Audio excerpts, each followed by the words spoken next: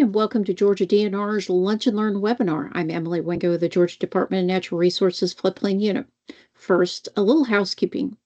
We are in listen-only mode, so please make sure your mic is muted. If you're having any Wi-Fi issues, you may want to turn off your camera and any other programs you may have running. Please make note of the chat feature on your screen. Please use the chat for communication as we will not be taking questions by audio. Aaron Kyle of Dewberry is monitoring the chat and will try to help you with any technical matters.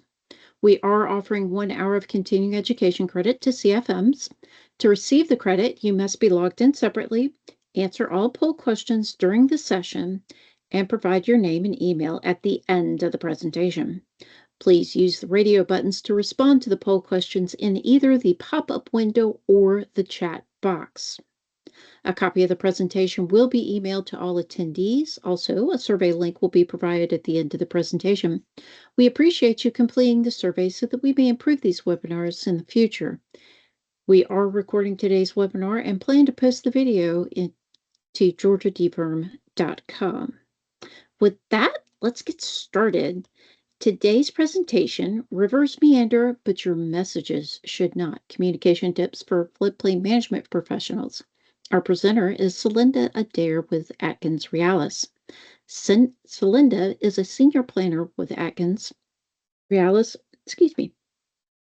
She has 18 years of experience in floodplain management, community planning, hazard mitigation, and outreach and training. She is a former state NFIP coordinator for the state of Oregon, FEMA Risk M.A.P program coordinator for the state of Montana, and CRS coordinator and planner for Thurston County, Washington. She has extensive experience conducting outreach and providing technical assistance to local communities and state floodplain management programs. Celinda has developed a broad range of guidance documents, templates, model floodplain ordinances, and specialized outreach and training tools that are currently used by local, state, and FEMA floodplain management staff. Celinda is also the Region 10 Regional Director for the Association of State Floodplain Management. Wow, Celinda, you do a lot. And with that, we'll turn it over to Celinda. Thank you. I feel bad for you having to read that whole intro. Well, thanks for joining us all today. I hope you don't mind puns because there's a few in here. We like to keep it humorous. So the presentation today I'm going to be going through Rivers Meander, but your messages shouldn't. It's really aimed at providing communication tips for floodplain managers or anyone that deals with the public in the realm of floodplain management. So we're going to first talk about communication planning and principles. Then we're going to walk through some outreach approach key information, and we'll wrap it up with resources. There are 2 polls that will occur during the presentation, and to get your continuing education credits, it's important that you participate in those. And we've got slides and notices so you won't miss them. So the first thing we're going to start out with is communication planning and principles. This is what we like to call our AAA rating we start with. So whenever you're putting together a communication plan for a project, it's really important to always consider these 3 things. First, the audience, second, the approach, and the action. You always want to review communication plans when you're at a draft phase or as you're moving through the planning process and make sure that you've adequately covered these. Without them, a communication plan is going to have a lot of struggles moving forward with implementation. So the first one, identifying the audience. This is a key that most people do kind of unconsciously, but not always as thoroughly as they need to for communication plans. Who needs to get your message? A lot of it's looking at who is impacted by whatever projects or information you're trying to get out there. Identify who needs to take an action. You may want to tailor your messaging a little differently for different audiences. So it's important to more than just broadly list. We know we kind of need to touch all these people and get this information out to all of them. Thinking about your audience from a who needs to take action, who needs it just for awareness, and categorizing them can really help. Are there other interested parties that should be included? And it's really also important to stop and kind of look once you've initial identification of your audience to think about who's not here, who did we not include, and have a set of fresh eyes or parties that aren't always involved with the communication planning effort. Take a look through, see if they could think of anybody else that's missing. It's a way that we can kind of think about our biases, make sure we're not just kind of defaulting to who we've always talked to, and make sure we're not missing key groups that could be impacted or affected. You also want to channel the information using multiple approaches. You can tell I'm a flood nerd, so I apologize again for the puns, but you want to make sure you're using multiple communication approaches to connect with your audience. This helps reinforce your messages, gives you that broader reach. Using those multiple avenues will help make sure that you're getting all the different audience members. Depending on their generation, their background, their personal preferences, people access and digest information very differently. So having a single approach that you're going to use and getting everybody is very hard to do. So rather than trying to find the one perfect avenue to get your message out there, we really recommend diversity. Using things like virtual hubs that can be set up so that people can come to like a virtual public meeting and attend, review the information and look at virtual info boards. You can even set them up like a walkthrough, like think of a VR 3D tour you can do for a real estate viewing or something. You can set it up so they can go into a virtual meeting room, walk around and look at display boards, chat with somebody, or have office hours. So sometimes those are good alternatives to things like traditional public meetings or open houses. Printed materials, key to have a variety of printed materials available. They're kind of a standard go-to. Having digital versions of those on a website and website contact. Web-linked resources are really good. You can use things like story maps and mapping-based projects and products and dashboards. Events and meetings, meeting people where they are, having that personal engagement, one-on-one conversation, especially on controversial issues, really important tool. And social media. A lot of research has been happening and showing that a lot more communication and getting messages out there happen on social media. It could be things like next door apps, it could be neighborhood association or neighborhood-based communication tools, and it can be also kind of what we think of for social media traditionally, X, Facebook, all the social media platforms. Instagram is extremely popular, where people go and get information. So we're going to talk about each of these avenues a little bit more. But the other key you really need to make sure your communication plan has is the action. What are the goals and the outcomes you're really looking to achieve through these outreach efforts?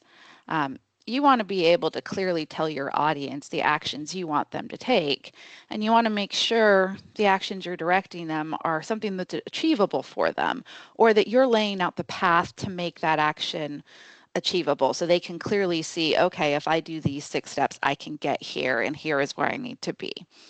So making sure your outreach plan looks at your audiences you're trying to aim, make sure that your communication and engagement strategies and approaches are set up to clearly convey what actions they need to take and provide them with the resources, tools, steps, or directions to get there are really important.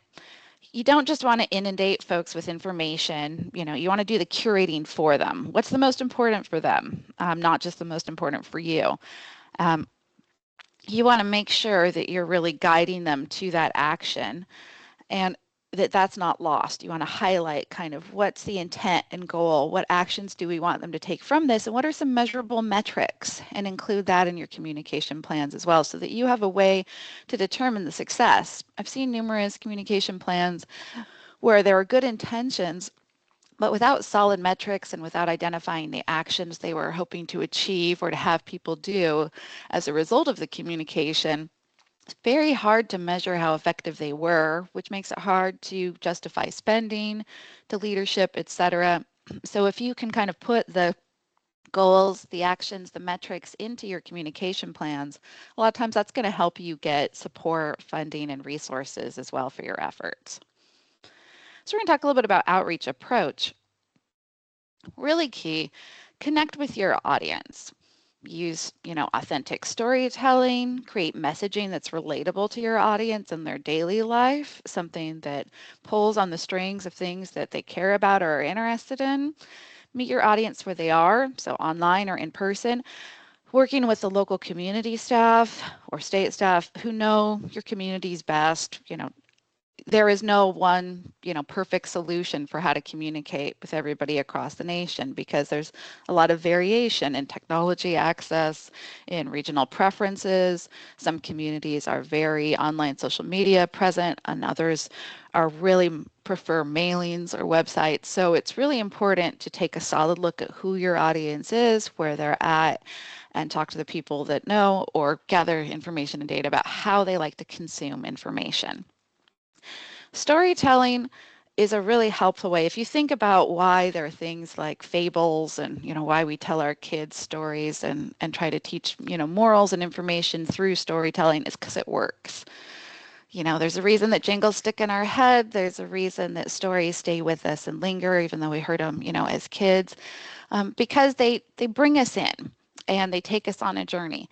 And so sharing important information instead of just blasting facts at people, but telling a story really helps it stick with people and makes it a lot more memorable.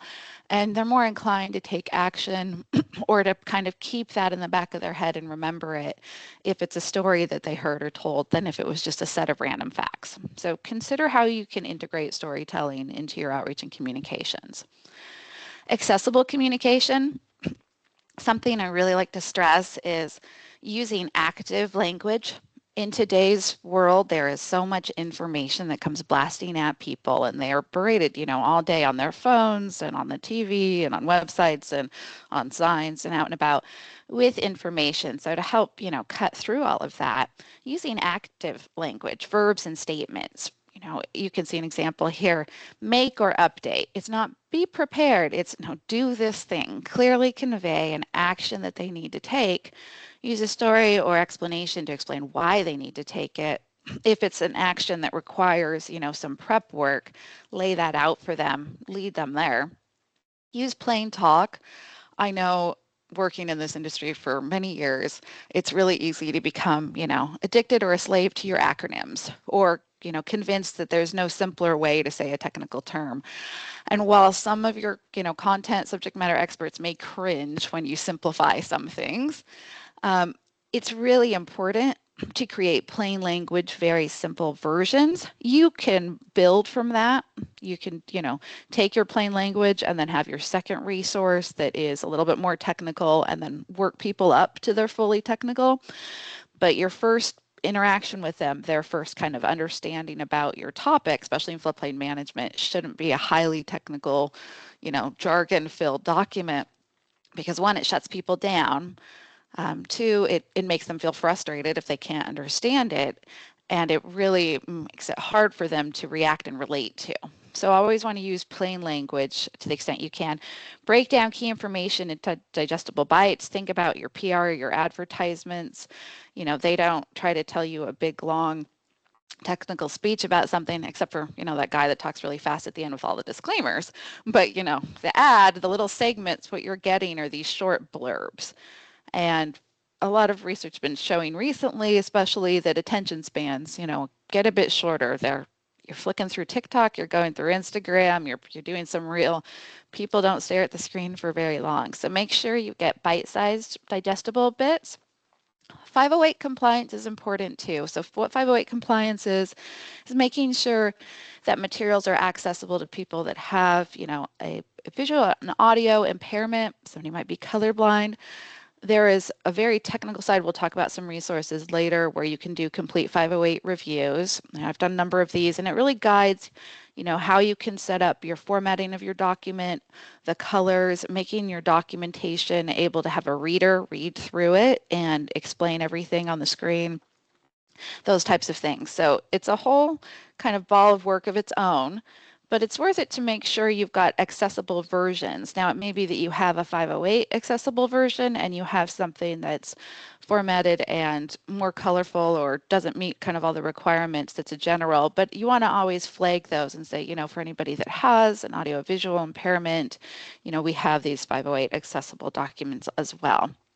And you also want to make sure you avoid the disconnects.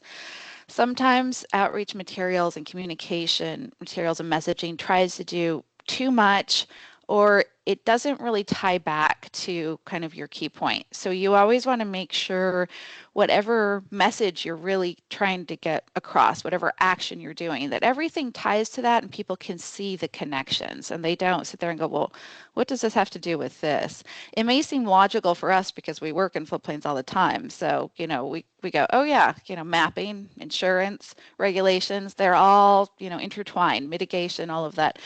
In the general public, that may not be really something that they would naturally go to and go, oh yeah, of course my mapping is going to tie into my insurance and tie into what I can build on my property. That's something that you don't want to assume people are going to connect on their own, and make sure that your communications, don't have weird oxbows or disconnects. So the other thing I'm going to talk about is breaking through the noise. These are a bit of fun. I'll give a little explanation about what you're seeing here. So the one on the upper right-hand side is some outreach communication our team put together for the North Dakota Enhanced Hazard Mitigation Plan that we supported. And there was at the time a trend on social media for about a scared hamster that reacted to everything. And I'll be honest, I didn't even know about this trend, but some of our younger staff told me about it. And so we created instead a scared prairie dog and put together a survey, a brief survey for the public to respond to. And we did an ad on social media that had playing off this meme, this scared prairie dog, and a link to the survey. And we got great responses. I think after the first ad published, we had over 500 responses of people that took the survey. And it was just playing off of a meme and was something that was short and easy for them to do and had a bit of humor involved in it. So it's really important with all the information that gets out there and shorter attention spans to be a little creative and break through the noise. The National Park Service does this wonderfully. I'm not sure if you've ever seen or followed theirs, but they use some great humor. Here's just a couple of the many examples out there. If you ever want a good lunchtime laugh, just go out and scroll through their social media account. Using graphics and infographics, using humor. You always want to be careful when you're doing this. Make sure that you're staying in the family friendly, rated G version. When you're doing trends, make sure they stay on a positive side. Try to avoid, political things or things that are going to alienate your audience. But it's okay to be relatable. It helps people feel engaged and like they can associate with you. It's kind of akin to at a public meeting, crossing the room, directly engaging with somebody, having a smile, talking about the weather or something, and just building a bit of rapport. So messaging information out builds that rapport online when you use humor, getting creative and monitoring trends. Now, I don't suggest that we all spend hours and hours, tracking all of the trends that are out there, but a simple web search of, latest social media trends or memes will get you a good idea of kind of what's hot at the time, actually very quickly. I found there's a lot of sources for that, but a lot of it you want to look once again to your region where you're located at. The trend in one place can be very different. So always kind of search for your regional or your city, your location, and make sure whatever trends or things you're tailoring to are appropriate and are going to resonate with them. Also consider your audience. So depending on age group you're targeting or, different backgrounds, you might want to consider, what trends and what type of creativity is going to mean the most to them or be relatable. So you can also use common interests. Some of the folks have done a great job of doing this by leveraging things that almost everybody likes or has some interest or appeal to. Are the Corps of Engineers. So they create these great cat and dog calendars now that they've been doing for a few years. These originated out of the Portland office of the Corps. I used to actually know the staff person that put these out. They're quite funny, and these can be downloaded. They went viral at one point, went around the nation. They were on the news and everything else. And it's a great example of how you can leverage things that people like and are related to help build awareness and information. I put kind of the funniest one that I like here. Hopefully it's readable. And it says, they aren't a toy cats. And well, 2 new openings if anybody wants them. There's dog calendars too. And you have things like this TSA ad that share a really targeted message. Make sure you know what's a liquid and what should be considered liquids, and do it with some humor.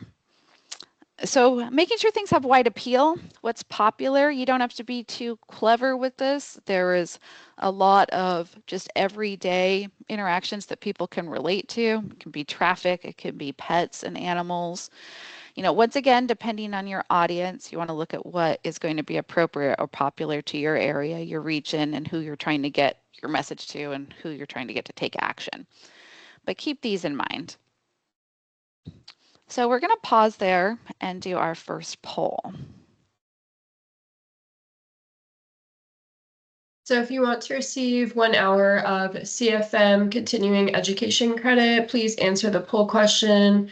Please answer the poll question using the buttons in the pop-up on the screen once I launch the poll. But if it does not appear for you, please check the chat. So the poll question is, what 3 things from this list should a communication plan always consider? Audience, appearance, approach, ambiguity, and action. So I'm going to give a few moments to review and answer the poll question now.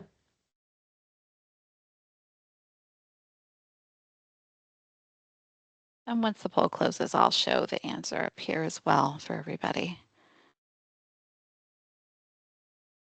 This is just meant to be a helpful reminder to help everybody remember what the AAAs are to consider when you're doing your communication planning efforts.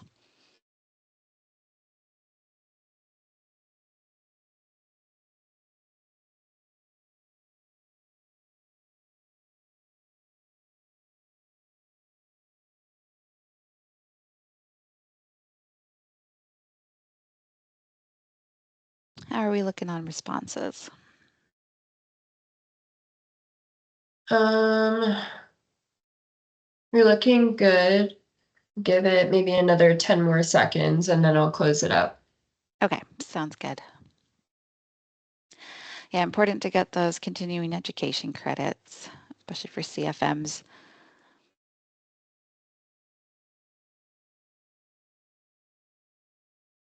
Okay, I'm gonna close the poll now.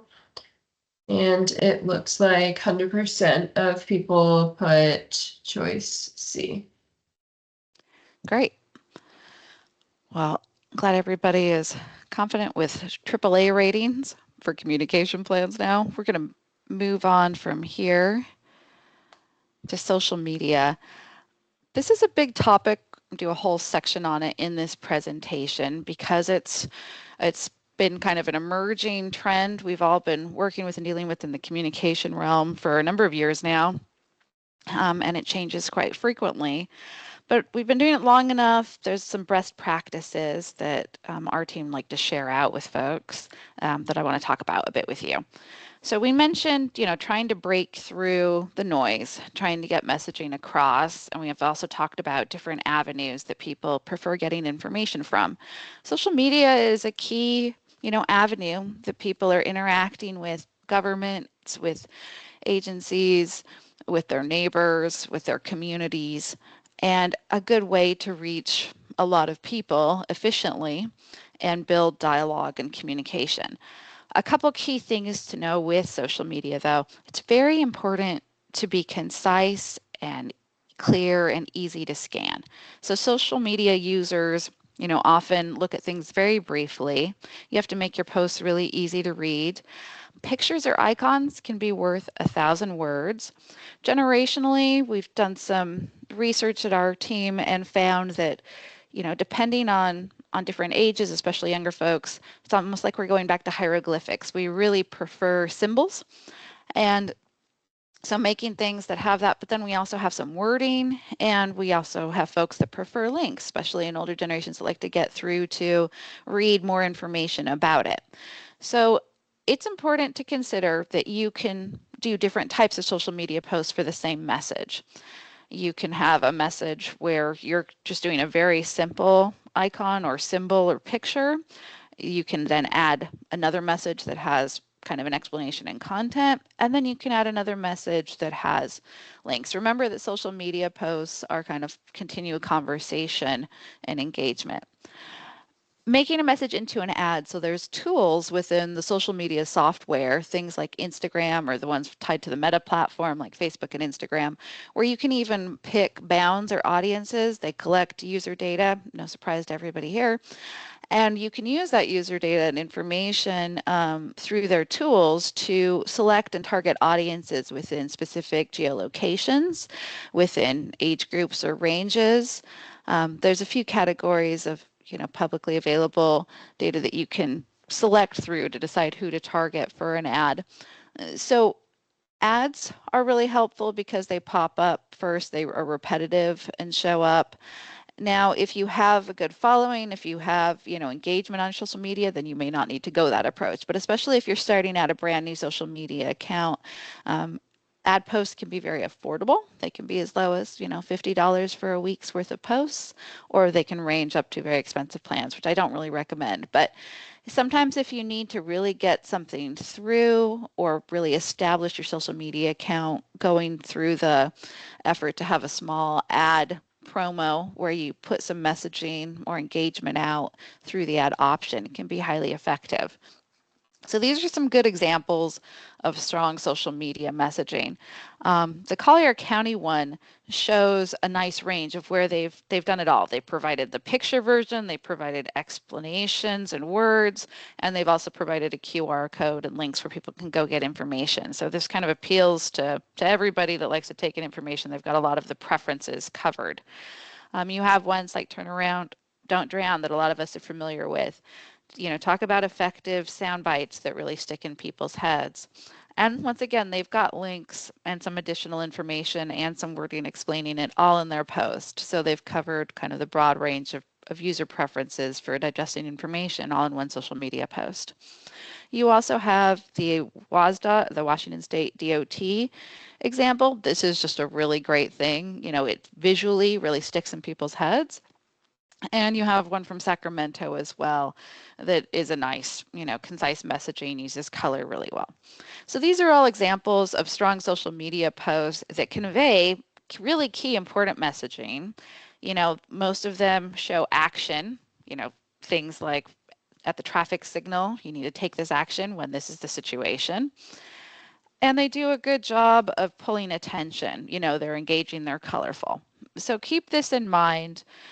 Social media really is a bit of a conversation, and having things like this are good, really pull that breaks through the noise and gets people aware of the message. But let's talk broadly about social media. We talk about things to do like we just did in terms of how to highlight and make good quality posts and material. But before you go to that effort, before you really start posting things, it's really important to go through some key aspects. Once again, go back to your communications plan. Social media should be a part of that communications plan, but not the whole.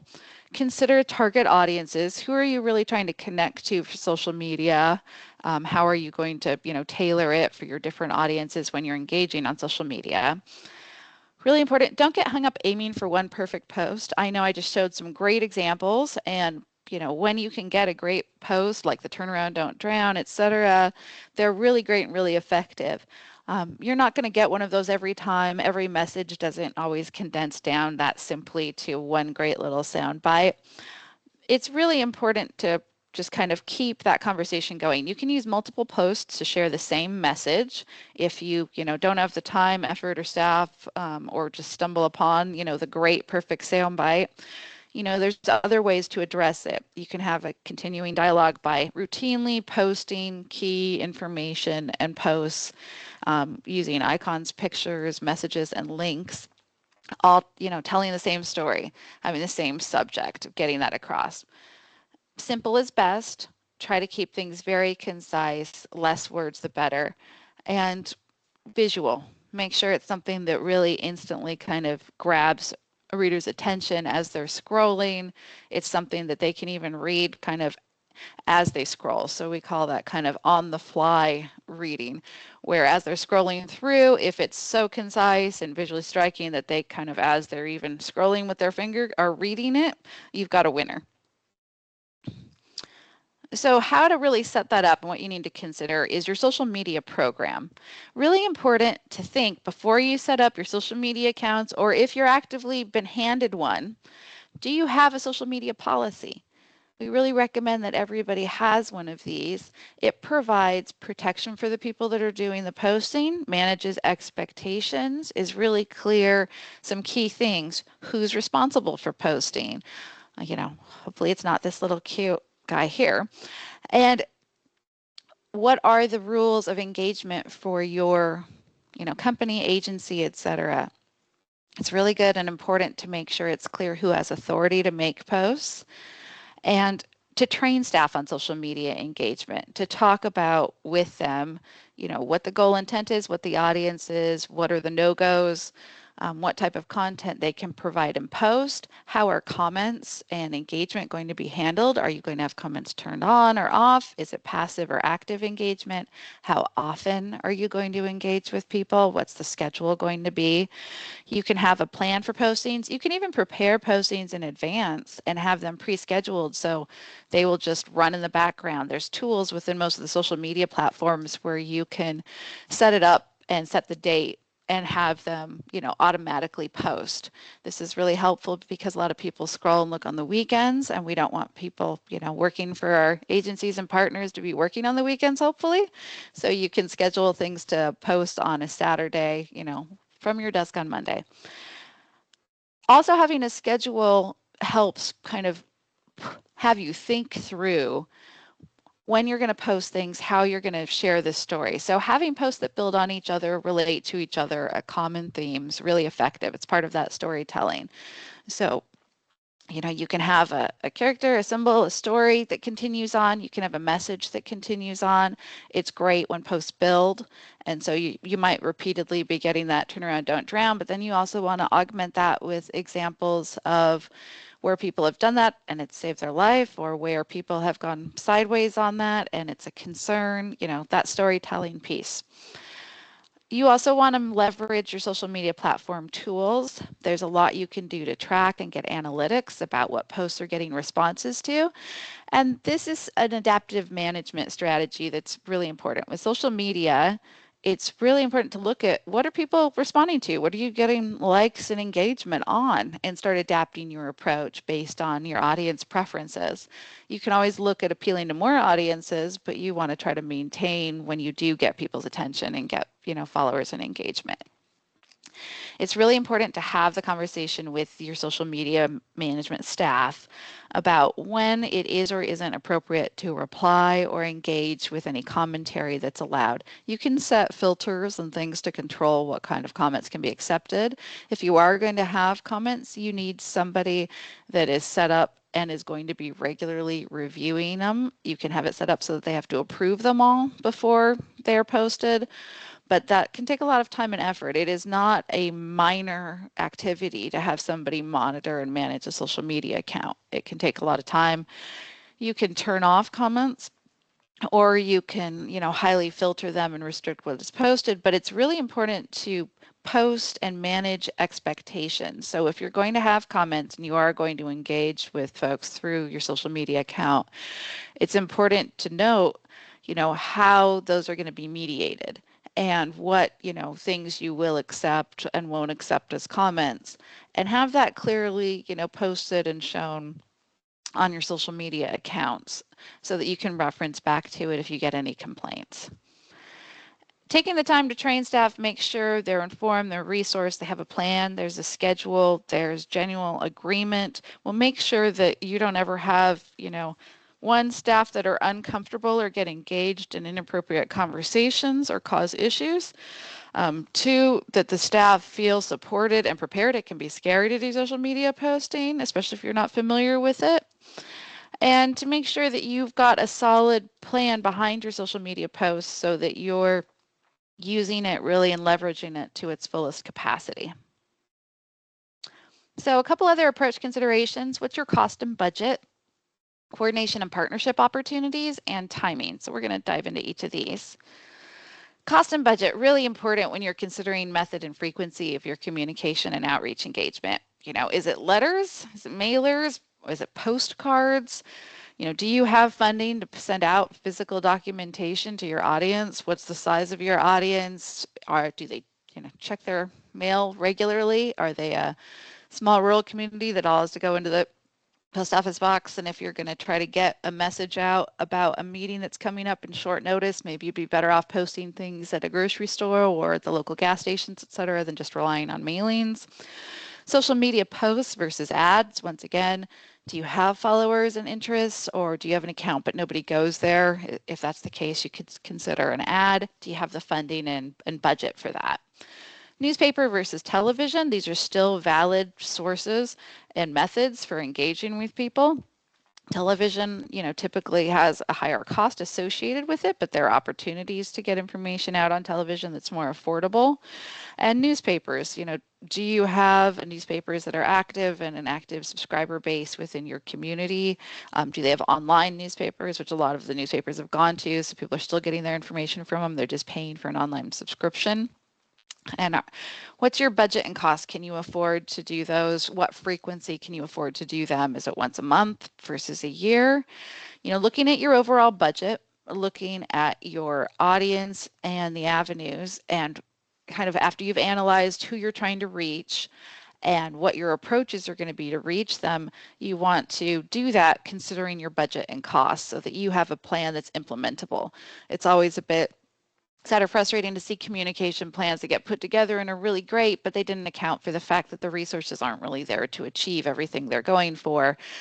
And if you only do parts of it and not all of it, then a lot of times it doesn't work, because communication plans should be designed so that as a whole, all the actions you're going to take are going to achieve these goals.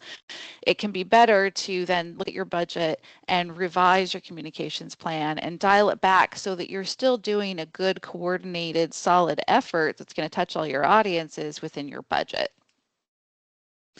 Coordination and partnerships, there is so much that can be done on this front. So you can do more with less through coordination and partnerships. There's a lot of people that are engaging with the public for different reasons, community groups, nonprofit organizations, other agencies. There's a lot of industries and people that are reaching out to your community members all the time. So finding partners, leveraging their resources is a really effective approach. You want to look also holistically at your agency. I've seen places where agencies were, in a sense, in my mind, wasting resources because they had multiple people and multiple groups engaging with the same audiences, and sending out, duplicate things like multiple mailers to the same people but on different topics without any mention or relation of each other. It doesn't mean you can always, make a one-page, handout address everybody's needs, but you can definitely look at what they're sending out and consider, well, maybe you make that into a mailing or a double-sided postcard and put, the information for both programs, one on each side. There's ways you can leverage what's happening at your agency or with your partner agencies. You also want to do this to avoid duplication. I've seen places or instances where you have multiple parties all kind of trying to get the same message out independently, spreading everybody's resources. And duplication can be confusing to people. It can also work against, building some solid sources that they go to and trust in a community if you have lots of different groups all sending kind of competing messages out there that are similar but different. So important to avoid duplication so that you can build consistent, trusted sources of information for the type of information you want to get out there: floodplain management, emergency management, disaster support relief, that kind of thing, and really try to coordinate that effort. Timing impacts effectiveness. It's important to get the timing right. It really improves the results. Scheduling makes it much easier. Having a plan and a schedule for when you're going to do your engagement takes the stress out of it. Of course, you have to stay flexible. You have to have the ability to react quickly. You don't want to get so scheduled that something happens, a disaster happens, a major, change in policy or things shift, and you're not set up or have any resources held to be able to address that. So it's important to keep some funding and some kind of contingency plans to be able to react quickly. Consistency really helps build relationships and trust. We turn on the nightly news every night because it's always there, right? And we know we can go there and get information, whoever your news provider preference is. it should be a similar thing with your community and audiences, in that you want to think about the frequency of when you're engaging with them, how often you're getting it out. It's good to be reactive when something happens and make sure you're getting messaging out there, but it's much more effective if you're continuously engaging with them and you can build, a reputation as a source of information for when they need that type of topic or feedback. So work on the scheduling and the consistency to help build that trust. And the last thing I'm going to focus on here before we do a quick run through resources is disaster communications. This is a really, important time during communications for all of us. And it's also a time when people are the most stressed and afraid and dealing with a lot. So timing matters, as I just mentioned. You really want to get information out there quickly and effectively, and make sure it's appropriate for the time and stage of the disaster response and recovery that you're in. Audiences may be displaced. We had some communities that were set up to mail out information to property owners in floodplains when their homes were damaged, but then there was wildfires. The structures aren't there and the mailboxes aren't there. Instead, they had to put up signs in the communities, like at the entrances to the subdivisions. So be sure you consider that it's multiple hazards you're dealing with, and some of the methods that you might traditionally use might not work. Audiences might be displaced. Have contingency plans for how you're going to deal with that. Different disasters, different messages. Make sure it's tailored to that event and that it's considerate of the situation. And be prepared. Have a plan in advance for how you're going to respond to the disasters. If you're a floodplain management local community, doing so can get you CRS credit, which is, extra discounts on flood insurance for going above and beyond with outreach communication if you're a participant in that program. Overall, it's just best practices, emergency plans. A lot of focus is on, communication and engagement too. Make sure that the floodplain messaging and engagement is worked into those. If you've got people going out on the ground doing their inspections for public assistance or disaster declarations, if they're engaging with the public for disaster response and recovery, make sure that you've integrated your floodplain management messaging into that. It could be something for a wildfire where they're in a floodplain, and to rebuild, they're still going to need a floodplain permit. So even though it's a wildfire, not a flood, we still need that floodplain messaging out there and integrated. With that, we're going to get to our last poll.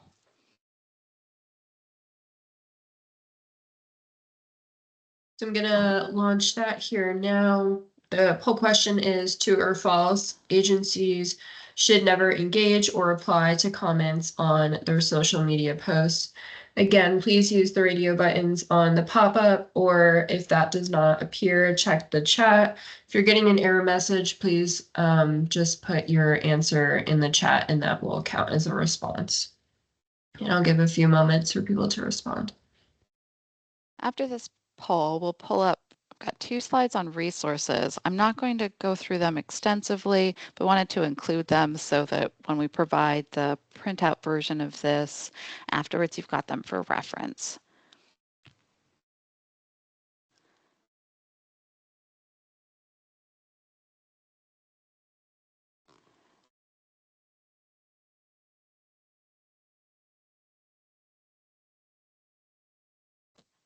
I will say, while this poll and we have kind of our guidance and advice on whether engagement and comments should be occurring on your social media, it's really important to decide this for your agency. What's the best fit for you? What staffing resources are you prepared to commit to your social media account management? And make sure that your staffing and resources align with your preference on this, and that it's also reflects, who your audience is and who you're dealing with and whether it's a good idea to be doing it.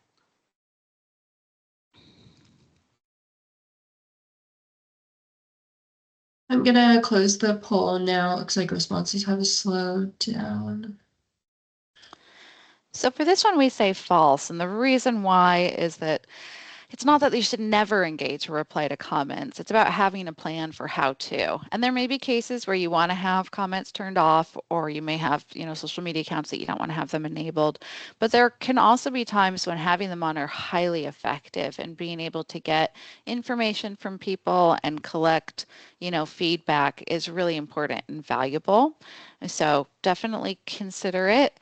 It is something that can benefit agencies to have them on and to be actively responding and engaging online, within some side rails and perimeters.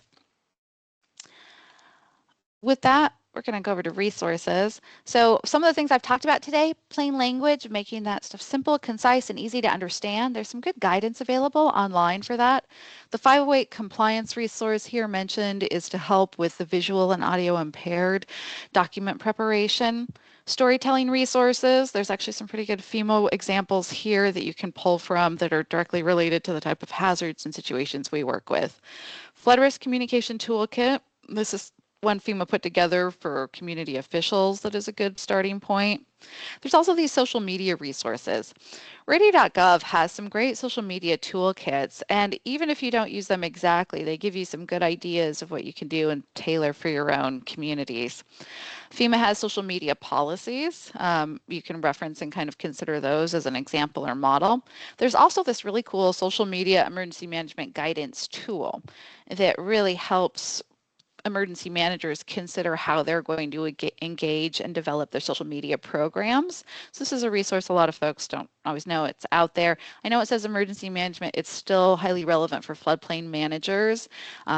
It's kind of an example and tool to help walk through setting up your social media accounts and policies and helping you think about how you're going to make your social media plans. Social Media and Emergency Management Independent Study course. Once again, while it is aimed at emergency managers, there's a lot of relevant information there for floodplain managers as well.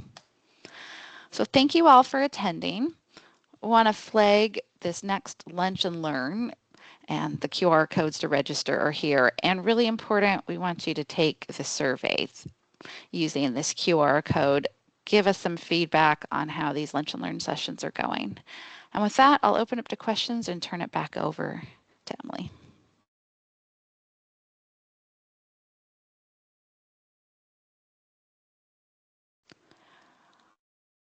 I don't have the chat showing up on mine. Are there any questions? So far, no, but I do have a question. Sure. I'm one of these people that I really hate social media, and so it intimidates me. And seeing some of the resources that you have, and I feel a little more comfortable about it. But if I were starting from scratch on, what's a good place to go and see the ideas of how to develop a media presence like that? So the course I just showed on the resource slide, there's a link to it. The FEMA Emergency Managers Social Media Program Guide is a really good starting point, because what it talks about is all the things emergency managers need to think about when they're trying to consider what social media accounts to have, how to manage or engage them, and the things they want to consider for setting up their social media policy. So it's a good starting point. As far as something that's publicly available, etc. Talking with somebody that manages actively and has set up social media accounts before as well can help. Kind of some quick conversations with technical experts can also really help take kind of the scariness out of it. There's also examples. I can't put them out here because I haven't asked for permission from, but there are a lot of communities that have established social media plans. And if you can get examples of those from others, and if you reach out later, I can help connect you to some folks. They're really helpful to look at, see kind of what other people have started with. A lot of it is looking at the platforms that your agency is comfortable with you accessing and using, getting familiar with the features that they offer, the controls, the type of engagement, considering, what messages you're really wanting to get out there through social media and what audiences you're aiming for. And then sitting down and looking at all right, if we try to get these 3 messages out through here, what are some good approaches for doing that? Do we have some cool savvy graphics we could use? Can we think of some short sound bites?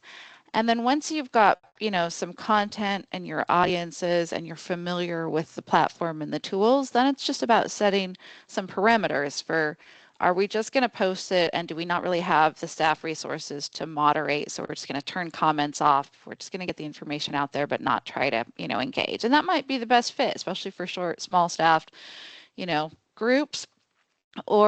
And it can be something that you can evolve. A lot of times you can turn comments on later. It's not an always off kind of thing. A disaster situation might be a time that you want to turn comments on so that people can post information they're seeing on the ground, that kind of thing. So you can baby step your way into it. That's good to hear. That is really good to hear. We are getting close to the end, so I want to tell you thank you so much. I've enjoyed this one probably more than I should have, but it's a lot of really good information and helping out with trying to get those outreach programs up and running. We will keep the chat open for just a few more minutes, so if you do have a question, please feel free to put it in the chat with your email so that we can get back with an answer. Also, I'd like everyone to mark November 12th from 12 to 1 for our next Lunch and Learn, where we are going to have a lovely conversation with 3 gentlemen who lived through the 94 flood in the Flint River South Lower Flint Basin. Please make note of the registration link in and the survey link in the chat and on the screen. Again, we greatly appreciate you completing the survey so that we may improve these webinars. We are offering 1 hour of continuing education credit. Thank you to everyone who already knows what to do next. Please put your name and email in the chat if you have not already to receive the continuing education credits. A copy of the presentation will be emailed out to all attendees. If you're requesting continuing education credits, those certificates will be emailed separately. Once more, our next Lunch and Learn is scheduled for November 12th, so be on the lookout for that invitation. And with that, thank you again for attending today's event, and thank you so much, Linda. I do appreciate it. For those who don't have any questions, this does end our Lunch and Learn webinar. Have a great day, everybody. Thanks for having me.